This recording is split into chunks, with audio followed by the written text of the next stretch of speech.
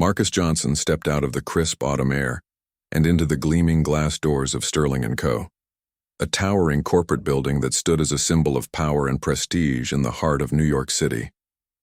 The lobby was everything you'd expect from one of Wall Street's most renowned firms. Polished marble floors reflecting the soft glow of chandeliers, sleek leather couches arranged neatly for visitors, and a reception desk manned by impeccably dressed staff members. It was a place where ambition met elegance, where every detail screamed success. Marcus, however, didn't quite fit the image most people associated with this world. He wasn't flashy or loud. Instead, he carried himself with quiet confidence, his posture relaxed yet commanding. His navy blue suit was tailored but simple, devoid of any ostentatious accessories. To anyone glancing at him, he might have looked like just another face in the crowd. A delivery man, perhaps, or someone here for a routine meeting. But Marcus knew better than to let appearances define him. After all, he had spent years proving people wrong. As he crossed the expansive lobby, his polished shoes clicking softly against the marble floor, Marcus couldn't help but notice a small group of junior employees gathered near the reception desk. They were laughing, their voices carrying across the otherwise hushed space. One of them, a young woman with a clipboard tucked under her arm, gestured animatedly as she recounted what seemed to be a funny story. Another man leaned back against the desk, arms crossed, chuckling along. There was an ease about them, a camaraderie born of shared inside jokes and long hours spent together in the office trenches. For a moment, Marcus paused, taking in the scene. These were the foot soldiers of Sterling & Co., the ones who kept the engine running while the higher-ups made the big decisions. He admired their energy, even if it sometimes came off as naive, and remembered being in their shoes once upon a time. Back then, he too had been eager to prove himself, to climb the ladder and make a name for himself in a cutthroat industry. Of course, no one had given him much thought when he first started out either. People saw his skin color, his modest upbringing, and assumed they knew his limits. But Marcus had always believed in playing the long game, letting his actions speak, louder than words. The laughter grew louder as Marcus approached the reception desk. A young man wearing a slightly wrinkled blazer turned to him with a grin. "Hey," he said casually, not bothering to hide his amusement. "You here to fix something? You look like the guy we call when the printer breaks down." Marcus raised an eyebrow, his lips curving into a faint smile. "Not today," he replied smoothly, his voice calm and measured. "Just waiting for the elevator." The comment drew more giggles from the group, though none of them seemed particularly malicious. If anything, they appeared amused by the idea of mistaking someone so unassuming for a maintenance worker. Someone else chimed in, saying, "Yeah, I mean, come on, who else would wear a suit like that?" The remark earned a round of laughter, and Marcus chuckled softly along with them. It wasn't the first time he'd heard such comments, nor would it be the last.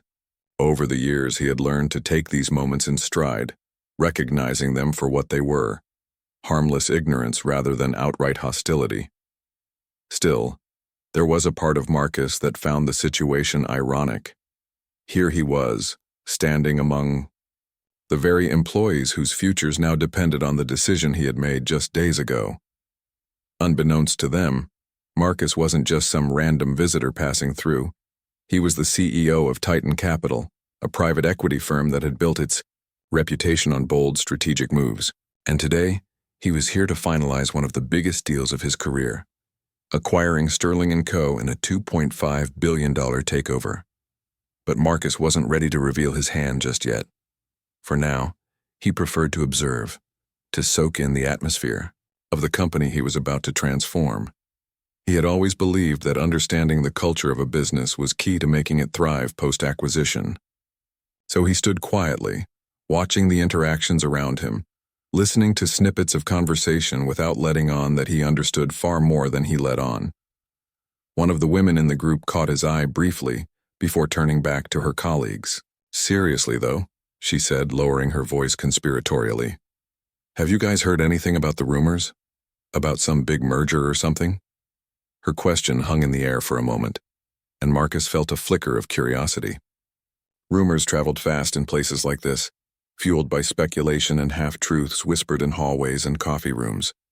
Clearly, word of the impending acquisition had already begun to trickle down, even if the details remained murky. "Nah," one of the men replied dismissively. "You know how it is. Every other week someone says the company's going under. I wouldn't worry about it." The woman shrugged, unconvinced. "Maybe, but still, what if it's true? What if some big shot comes in and turns everything upside down?" Her words struck a chord with Marcus, though he gave no outward sign of it. He knew exactly how disruptive change could be, especially in an environment as competitive as this one. Employees feared losing their jobs, their routines, their sense of stability. Yet Marcus also knew that change, when handled properly, could lead to growth, not just for the company but for the individuals within it. Before he could dwell on the thought further, the elevator arrived with a soft ding, its doors sliding, open to reveal a mirrored interior. The group piled in, still chatting and joking among themselves.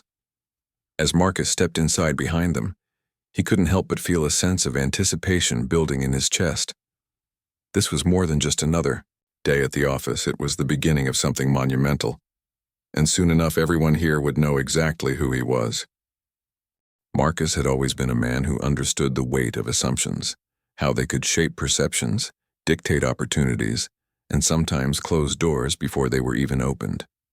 Growing up in a working-class neighborhood on the outskirts of Chicago, he had learned early on that people often judged him not by his actions but by the color of his skin, the clothes he wore, or the way he spoke.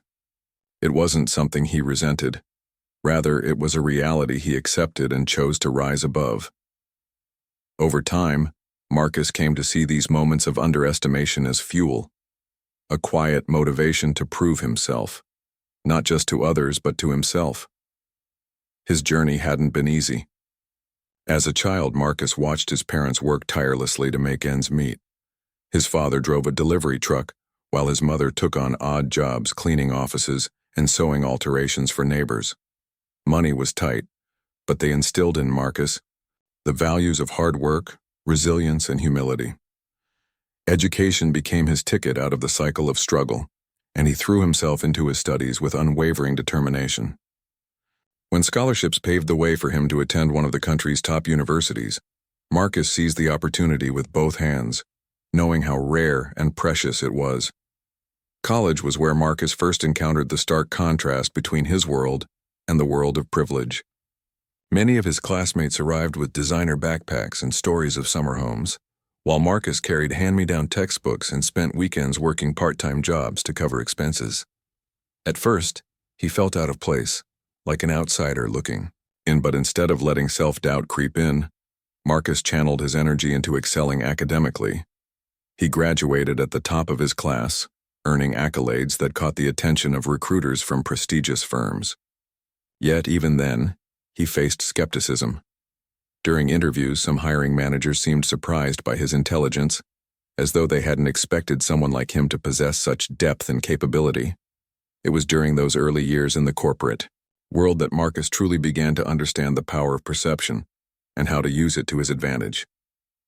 While others tried to impress with flashy suits and boastful stories, Marcus adopted a quieter approach. He listened more than he spoke, observed more than he acted, and let his results do the talking. Slowly but surely, he climbed the ranks, earning respect not because of what he said, but because of what he accomplished. By the time he reached his mid-30s, Marcus had become the youngest CEO of Titan Capital, a private equity firm known for its daring acquisitions and innovative strategies. Titan Capital wasn't just any firm. It was a force to be reckoned with. Under Marcus's leadership, the company had grown exponentially, acquiring struggling businesses and turning them into profitable enterprises.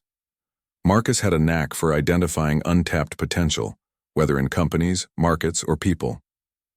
And now, after months of careful planning and negotiations, he was about to pull off one of the biggest deals of his career, acquiring Sterling & Co., a venerable name in the financial industry, for $2.5 billion. The decision to acquire Sterling & Co.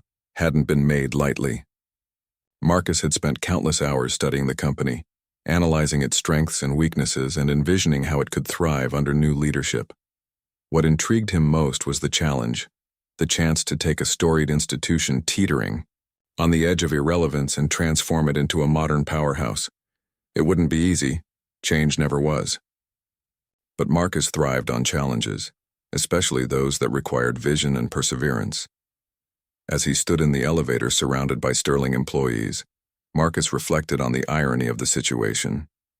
These young professionals, so quick to dismiss him as insignificant, had no idea that their futures were about to change in ways they couldn't imagine. They joked about mergers and takeovers, unaware that the very person orchestrating their fate was standing right beside them. Marcus found it amusing, not because he enjoyed seeing others embarrassed, but because it reinforced a lesson he had learned long ago. Assumptions were dangerous, and appearances could be deceiving. He thought back to the countless times he had walked into rooms where people doubted his abilities, only to leave having proven them wrong. There was the time he presented a groundbreaking investment strategy to a boardroom full of skeptics, each of whom assumed he didn't belong there. Or the day he negotiated a multi-million-dollar deal with seasoned executives who initially underestimated his negotiating skills. In every instance, Marcus had turned doubt into triumph, using his calm demeanor and sharp intellect to win over even the toughest critics. Now, as the elevator ascended toward the executive floor, Marcus felt a familiar sense of purpose settle over him. This wasn't just another acquisition. It was an opportunity to redefine what success looked like for Sterling & Cowers, for its employees, and for himself. He knew the road ahead wouldn't be smooth. Change always brought resistance, and there would undoubtedly be moments of tension and uncertainty. But Marcus believed in the power of transformation, not just for businesses but for people. If handled with care and integrity, this deal could inspire growth, innovation, and renewed confidence across the organization. As the elevator slowed to a stop and the doors slid open, Marcus took a deep breath. The next few hours would set the stage for everything that followed. He stepped out into the corridor, his presence commanding yet unassuming, ready to face whatever came next. For Marcus Johnson, this wasn't just about closing a deal. It was about proving once again that true strength lies not in titles or outward appearances, but in the ability to rise above expectations and create lasting impact. The elevator doors slid open with a soft chime, revealing the executive floor of Sterling & Co., a space that exuded an air of authority and exclusivity. The atmosphere here was markedly different from the bustling lobby below. Thick carpets, muffled footsteps, while walls adorned with framed awards and black and white photographs of the company's storied history whispered tales of decades past. It was a place where power resided, where decisions were made that could ripple through industries and alter lives. Yet as Marcus stepped out into this hallowed corridor, he couldn't help but notice how quiet it felt, almost unnervingly so. One of the junior employees who had ridden up with him glanced around nervously before turning back to her colleagues. "Okay, I'm officially intimidated," she muttered under her breath, clutching her clipboard tighter. Her comment drew a few nervous chuckles, but there was an underlying tension in their laughter. Even they seemed aware that they didn't quite belong on this floor, which catered to executives and high-level meetings rather than entry-level staffers. Marcus, however, moved forward with ease, his demeanor calm and composed. He knew this environment well. He had navigated similar corridors countless times throughout his career. To him, these spaces weren't intimidating. They were familiar battlegrounds where strategy and vision often clashed with tradition and resistance.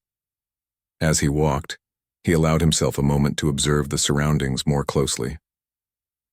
The reception area was staffed by a polished assistant seated behind a sleek desk, her head set firmly in place as she fielded calls with practiced efficiency. Beyond her, double doors led to the boardroom, where Marcus assumed the senior leadership team was already assembled, anxiously awaiting the mysterious representative from Titan Capital. Before reaching the boardroom, Marcus paused briefly near a display case showcasing Sterling & Co.'s achievements over the years. Trophies gleamed under soft lighting, plaques bore the names of celebrated CEOs, and newspaper clippings chronicled major milestones. One headline caught his eye. Sterling and Co., a pillar of Wall Street's legacy.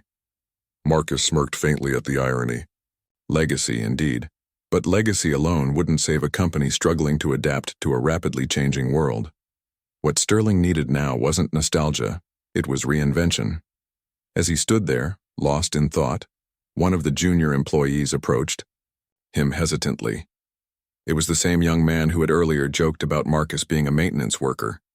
Now, though, his tone was far less playful. Sorry to bother you again, but do you know where we're supposed to go?" he asked, glancing uncertain herself. His voice carried a note of uncertainty, as if he half expected Marcus to direct them to some obscure corner of the building. Marcus turned to face him, his expression neutral but kind. "You're looking for the boardroom, right?" he said, gesturing toward the double doors. "It's just down the hall." "Oh, thanks," the young man replied, visibly relieved. Then, after a brief pause, he added awkwardly, "And, sorry about earlier. You know, in the lobby, we didn't mean anything by it." Marcus smiled faintly, brushing off the apology with a wave of his hand. "Don't worry about it," he said simply. "We all make assumptions sometimes." The exchange was brief, but it left the young man, and likely the others in his group, feeling uneasy. They hadn't expected this unassuming stranger to be so gracious, especially given their earlier behavior. Little did they know, Marcus had no intention of holding grudges. For him, this moment was less about settling scores and more about understanding human nature. People judged based on what they saw, and Marcus had long since stopped taking such judgments personally. Instead, he used them as opportunities to teach, to challenge perceptions, and to inspire change. With that, Marcus continued down the hallway, leaving the group behind as they shuffled uncertainly toward their destination. When he reached the boardroom doors, he paused for a moment, steeling himself for what lay ahead. On the other side of those doors were the people who had built Sterling and Co. into what it was today, the ones whose legacies were tied to its success and failures. These were individuals accustomed to wielding power, making decisions and shaping outcomes. But Marcus wasn't intimidated. If anything, he respected them, for their achievements, yes, but also for the challenges they had faced along the way. Pushing open the doors, Marcus entered the room, instantly drawing the attention of everyone inside. Around the large mahogany table sat Sterling's top executives, their expressions ranging from curiosity to thinly veiled apprehension. Some leaned forward slightly, eager to size up the person behind the looming acquisition. Others sat back, arms crossed, clearly skeptical of what this meeting would bring.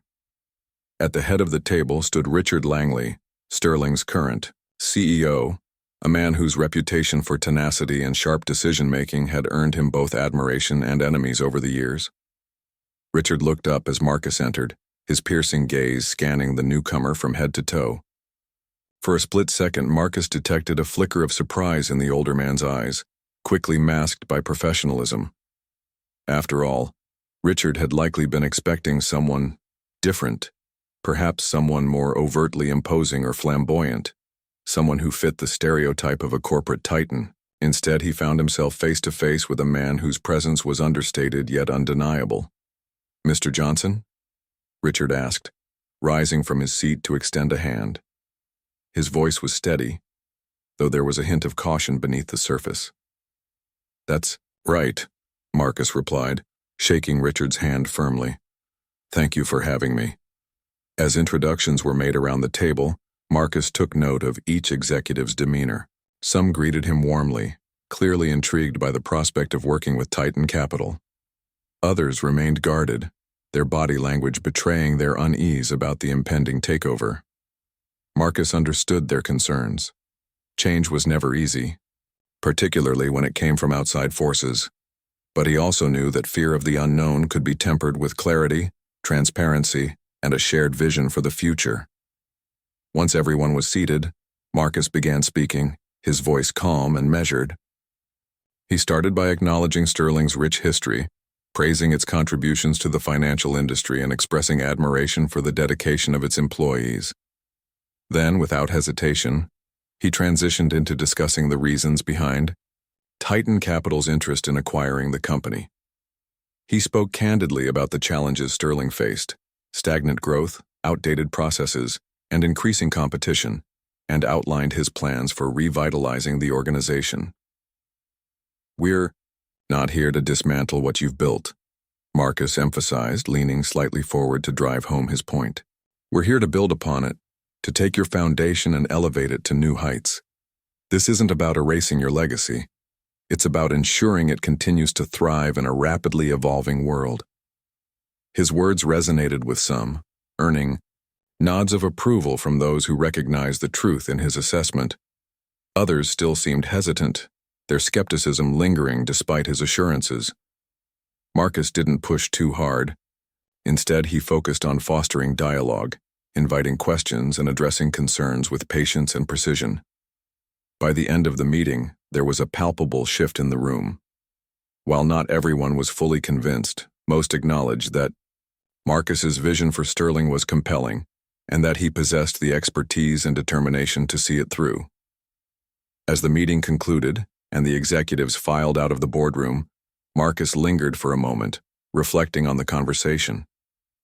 He knew that winning over Sterling's leadership was only the first step. The real work lay ahead, in uniting two distinct cultures, in gaining the trust of employees at every level, and in proving that Titan Capital's involvement would ultimately benefit everyone involved. But for now, he allowed himself a small measure of satisfaction. The stage was set, and the pieces were falling into place. All that remained was to execute his plan, and to show the world exactly who Marcus Johnson was. The boardroom meeting had concluded, but its impact rippled through Sterling & Co. like a stone dropped into still water. As the executives filed out, their expressions ranged from contemplative to cautiously optimistic. Some exchanged hushed whispers, dissecting Marcus's words and trying to gauge how this acquisition would reshape their roles within the company. Others simply nodded to themselves, quietly impressed by the clarity and conviction with which Marcus had presented his vision.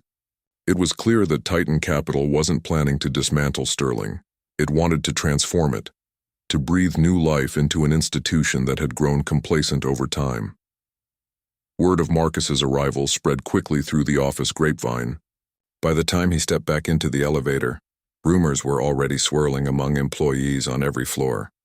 The junior staffers who had laughed at him in the lobby earlier now found themselves caught up in a whirlwind of speculation. One of them, a young woman named Claire, was sitting at her desk when a coworker approached her wide-eyed. "Did you hear?" the coworker whispered urgently. "That guy we thought was maintenance? He's the Marcus Johnson, the CEO of Titan Capital." Claire blinked in disbelief. "No way," she said, shaking her head. "You're kidding."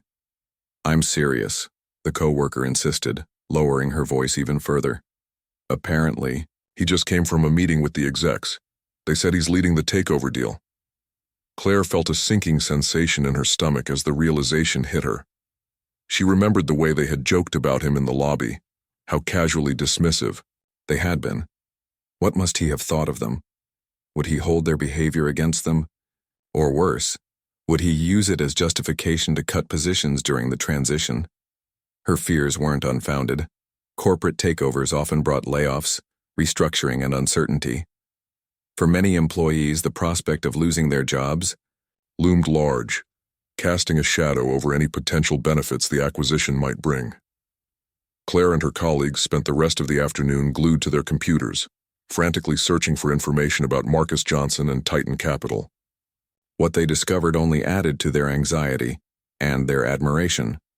Articles painted Marcus as a self-made success story, a man who had risen from humble beginnings to become one of the most influential figures in private equity. Interviews highlighted his reputation for turning struggling companies into profitable ventures, while profiles emphasized his quiet confidence and strategic brilliance. There were even anecdotes about his humility, how he preferred to fly coach instead of first class, or how he made a point of remembering the names of everyone he met, regardless of rank or title. Reading these stories, Claire couldn't help but feel a mix of awe and shame. How could they have misjudged him so completely? Meanwhile, Marcus returned to the lobby, where he took a moment to observe the activity around him. Employees moved briskly between meetings, phones pressed to their ears or laptops balanced precariously in their arms. Despite the buzz of productivity, there was an undercurrent of tension, a collective holding of breath as people waited to see what the future held. Marcus understood this all too well. Change was unsettling, especially when it came from an outside force like Titan Capital. But he also knew that fear could be mitigated with communication, transparency, and action. Later that day, Marcus addressed the entire company during an impromptu town hall meeting. Standing on a small stage in the building's auditorium, he faced a sea of faces, some curious, some apprehensive, and others openly hostile. He began by introducing himself, not as the CEO of Titan Capital, but as someone who had once been in their shoes. "I know what it's like to walk into a room and feel underestimated," he said, his voice steady and sincere. "I've experienced firsthand how assumptions can shape how people see you, and how easy it is to let those assumptions define you." His words immediately captured the audience's attention. Gone was the polished executive delivering a polished presentation. In his place stood a relatable figure who spoke with authenticity and vulnerability. Marcus went on to share snippets of his journey, from growing up in a working-class neighborhood to navigating the challenges of corporate America.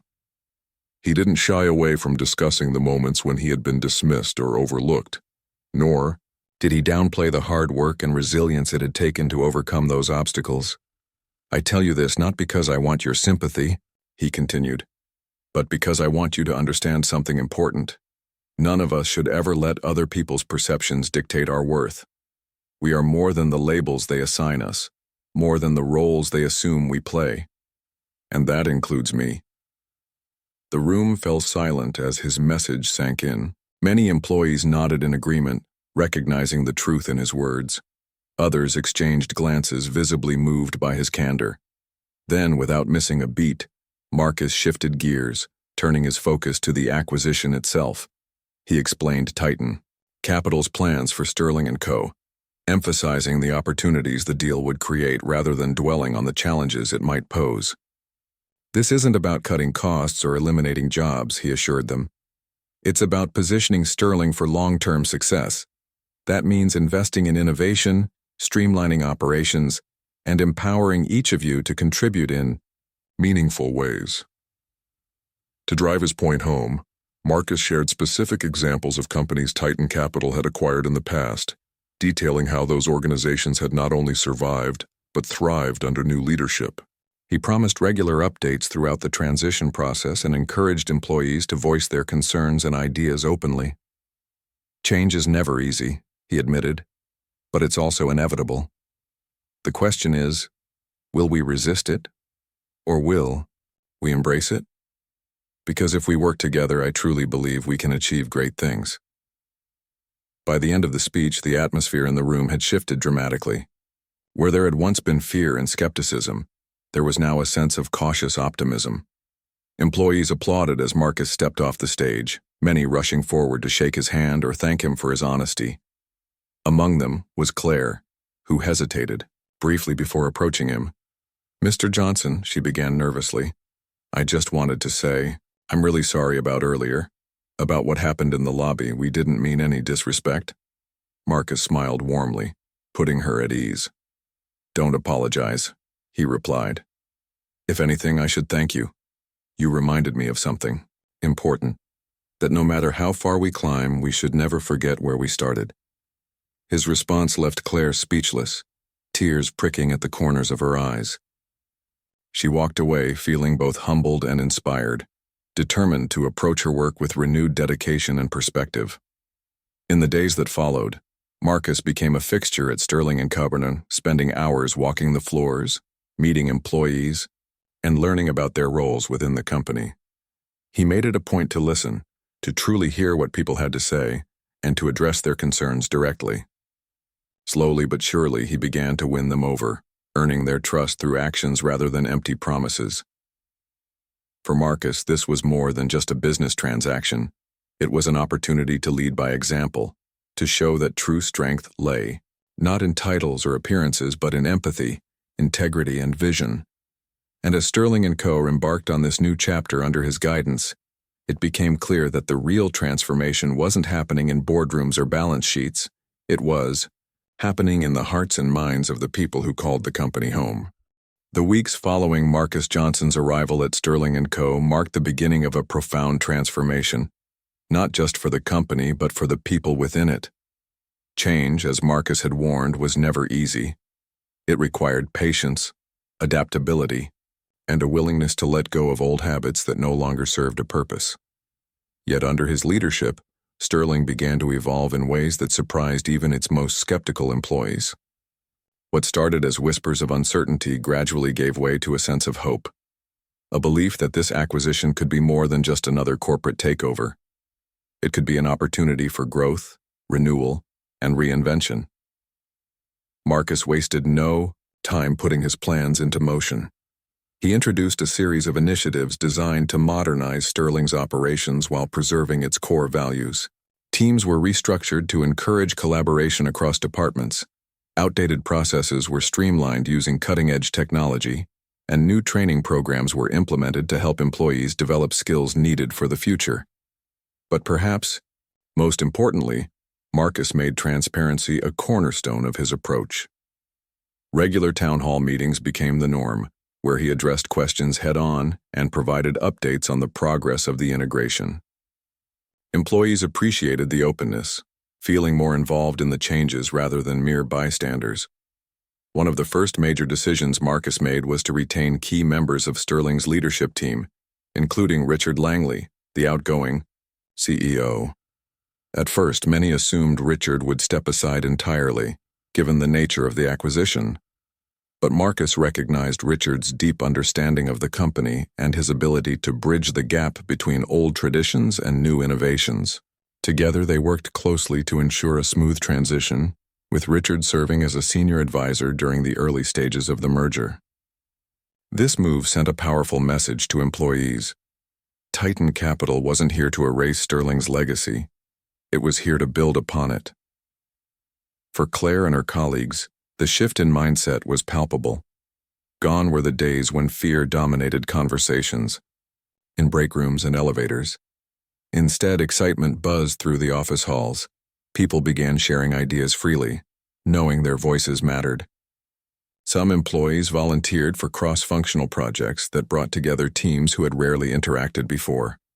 Others embraced opportunities to learn new technologies or take on responsibilities outside their usual scope. The energy was contagious, fueled by Marcus's unwavering belief that every individual had something valuable to contribute. But Marcus didn't stop there. He understood that true transformation extended beyond policies and procedures. It touched the very culture of an organization. To foster a sense of unity, he launched what he called Community Days, quarterly events where employees from all levels came together to volunteer in local neighborhoods. Whether it was cleaning up parks, mentoring students, or organizing food drives, these activities reminded everyone of the impact they could have beyond the walls of Sterling & Co. For many, these experiences strengthened bonds among co-workers and reignited their pride in being part of something larger than themselves. As months passed, the results of Marcus's efforts became undeniable. Financial reports showed steady growth, driven by increased efficiency and innovative strategies. Client satisfaction ratings soared, thanks to improved service delivery and personalized attention. Even competitors took notice, speculating about how Sterling had managed to turn itself around so effectively. Yet, for Marcus, the numbers told only part of the story. What truly mattered were the stories unfolding within the company, the countless moments of triumph, resilience, and connection. Take Claire, for example. Once hesitant and unsure of her place at Sterling, she had blossomed into one of the company's most enthusiastic advocates.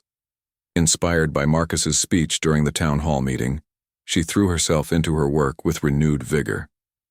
When a leadership position opened up in her department, she applied despite initial doubts about her qualifications.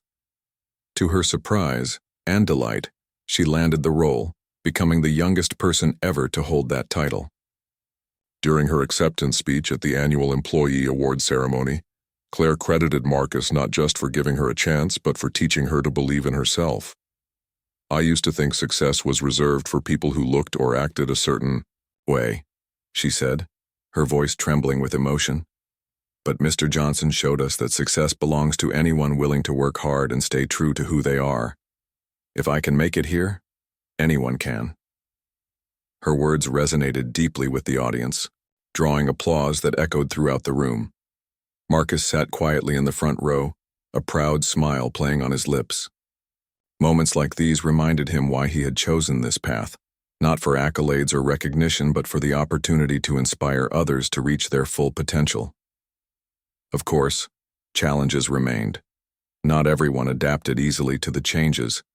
Some longtime employees struggled to embrace new systems, clinging to familiar routines even as they grew obsolete. Others resisted the cultural shifts, uncomfortable with the emphasis on inclusivity and collaboration. Marcus handled these situations with empathy and firmness, offering support where needed but never compromising on his vision. He knew that progress often required difficult conversations, and he was prepared to have them. By the end of the first year post-acquisition, Sterling & Co. stood transformed. It was no longer the staid institution it had once been, nor was it merely a subsidiary of Titan Capital. Instead, it had emerged as a hybrid, a blend of tradition and innovation, stability and dynamism. Employees referred to it affectionately as the new Sterling, a testament to the fresh identity it had forged under Marcus's guidance. Clients praised its responsiveness and creativity, while industry analysts hailed it as a model for successful mergers. On the anniversary of the acquisition, Marcus gathered the entire company for a celebratory event. Standing before a crowd of hundreds, he reflected on the journey they had undertaken together. "When we started this process, I told you that change is inevitable," he began, his voice carrying a warmth and conviction. "What I didn't say, but what I've come to realize, is that change isn't something to fear. It's something to embrace. Because when we face change with courage and determination, we discover strengths we didn't know we had." Paused, scanning the sea of faces before him. Many nodded in agreement, their expressions filled with gratitude and admiration. Then, with a final flourish, he added, "Sterling & Co. isn't just surviving, it's thriving. And that's because of you. Every single person in this room has played a role in shaping the future of this company. So thank you for believing in this vision, for working tirelessly to bring it to life, and for proving that together we can achieve anything." The applause that followed was thunderous, lasting long after Marcus stepped off the stage. As employees mingled afterward, swapping stories and laughing over shared memories, it was clear that Sterling & Co. had become more than just a workplace. It had become a community, a place where people felt valued, supported, and empowered to grow. In the months and years that followed, Marcus continued to lead with humility and wisdom, always mindful of the lessons he had learned along the way. He remained committed to challenging assumptions, breaking down barriers, and creating opportunities for those who might otherwise be overlooked. His story served as a reminder that success isn't measured solely by wealth or titles. It's measured by the lives we touch and the legacies we leave behind. And so, the tale of Marcus Johnson and Sterling & Co. became more than just a business narrative. It became a testament to the power of perseverance, the importance of empathy, and the boundless potential of human spirit. For everyone involved, from the executives in the boardroom to the junior staffers in the lobby, it was proof that when we dare to look beyond appearances, we uncover possibilities far greater than we ever imagined.